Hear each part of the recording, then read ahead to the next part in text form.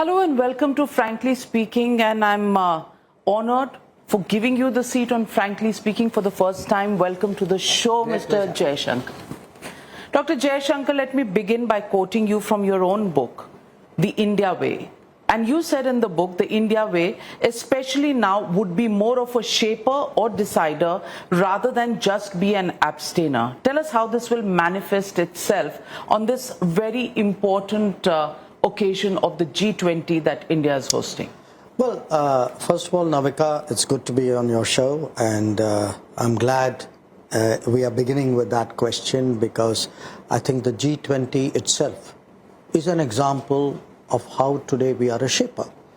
That the most consequential, the most powerful gathering of nations is taking place.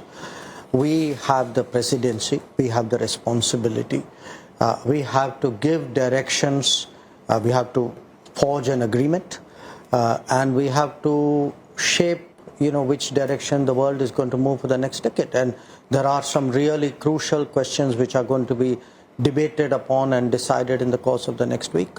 So, at a time when the world is staring at the confrontation between Russia, Ukraine, the expansionist tendencies of China, do you think some of the trust issues need to be addressed before the business, the growth, the economic engagement issues can be? No, it doesn't quite work like that. I mean, this is international relations, okay? International relations is by nature, it's competitive, but increasingly in a globalized world, and we hope in a sustainable world, it is also collaborative. So there are a lot of issues where it's important that we work together. There are issues on which countries will have their own particular interests. So it's not realistic that everybody would agree on everything before they actually come into a meeting. So both trends will be there. But remember, G20 is primarily a collaborative forum. That's why I again repeat to you, the subject matter is global growth and development. Global growth and development is by nature a cooperative endeavor. So I think the best instincts, the greatest willingness to work together will be on display, should be on display. And that's really what we hope to see next week. Dr. Jaishankar, let me now turn my attention to how domestic opposition has been looking at the G20. Okay. They are not very impressed with this G20 presidency. They say it's by turns, and it's just come to you. You're fortunate enough to be, in the treasury benches when India gets its opportunity to be the G20 president, and no big deal. Nothing that they're really expecting, and they think that you're creating a hype of self-promotion through this. Tell me, Navika, if you don't mind my asking you a counter question. We've been G20 president since December, okay? The G20 events are being observed, organized in about 60 cities of this country, in all the states and union territories. Tell me, when you have traveled around in this last year or so, haven't you felt an excitement? Haven't you got a sense today that different cities, different institutions, it's not a Sarkari program, because that's what the opposition is used to. See, the opposition is very Lutyens-centric. For them, they remember the 1983 NAM. The 1983 NAM was focused around Vigyan Bhavan and probably created excitement for a few kilometers beyond. But this time, this term Jan Bhagidari that we use, how to involve the entirety of society. We've involved students, we've involved professional bodies, we've involved every state. And when you speak about what the opposition feels, let me tell you one thing. I have personally had conversations with chief ministers of opposition states who have told me what a great experience it has been to be part of the G20. Some of them have actually asked me, saying, can't you give us a few more events? Are these BJP ruled states? No. Or are they the No, opposite? they are both. I mean, I must say one, to me, a very, very sort of a kind of a, I would say, supportive or a energizing feeling which I get out of G20. Irrespective of the party, every chief minister has put their best foot forward. Every state has embraced the G20.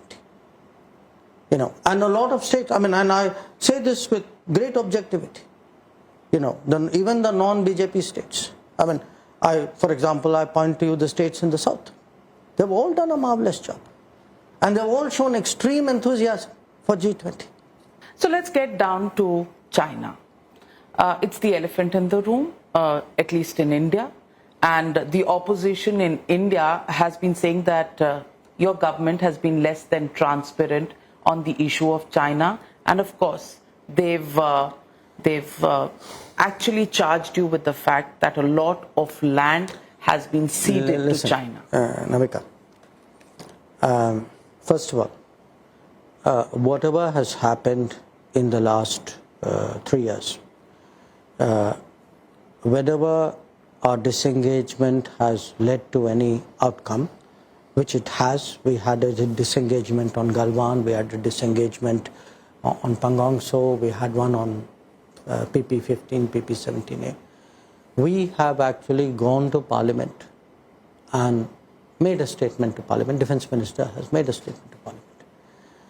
Now, obviously, when there is a live military situation, no government is going to put out, where the troops are deployed, in what numbers they are deployed, etc., unless you are wanting to help the other side, which I hope none of us do. Now, I want you to contrast this, okay? And I'll take you a little bit down memory lane. In 1986, there was a Chinese intrusion in a place called Sumdurongchu, okay?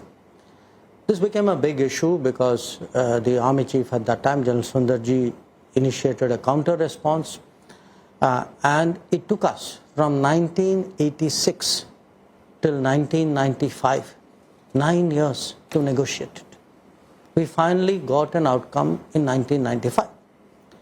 Now, I'm not saying it will take us 9 years, but I want you to appreciate, even today, what was negotiated, what the outcome was, who moved back, which post, how much, is not public. Okay. And that's the problem, not public. No, because at that time, people did not play politics with it. This is not a problem. This is whether you take your national security seriously or not. If you feel national security is a football to be kicked around for politics, by all means. But if you actually take national security seriously and say, okay, there is a serious situation, if the defense minister tells us that, look, this is what is happening, he gives us, in this case, adequately effective, credible explanation of what happened, you accept it as part of our responsible democracy. So I want you to contrast. We have, every time actually a negotiation has gone somewhere, we have actually come to Parliament and said this is what has happened. Now, but Dr. Jaishankar, Rahul Gandhi says he was in Ladakh a few weeks ago. Yeah, no, I look, again, I saw what he said. And he said, I now have this great concern about land. Okay, so tell me one thing. Did we not lose 38,000 square kilometers of land in the 1950s and 60s? Now, when Rahul Gandhi went to Olympics, he was not bothered about the land which we had lost. He has spoken recently very laudatory remarks about Belt and Road Initiative, when he was abroad. Belt and Road Initiative goes through Pakistan-occupied Kashmir. Is that not our land? So you have no concern about land when it comes to Belt and Road. You have no concern about lands which were lost earlier during Nehru's time. Suddenly, you now seize on something and say, oh, I have great concern about land. Look, you've got to understand one thing. There's a lot of smoke and mirrors which is being used in this game. You know, the cleverness, I'll give you two examples. You had these reports saying Chinese have built another bridge in Pangong Tso. Okay? A normal person who doesn't know the details is somehow given the impression this was some change of land position which happened now. And see, they built a bridge. Do you know this land was taken before 1962 and thereafter at 1962?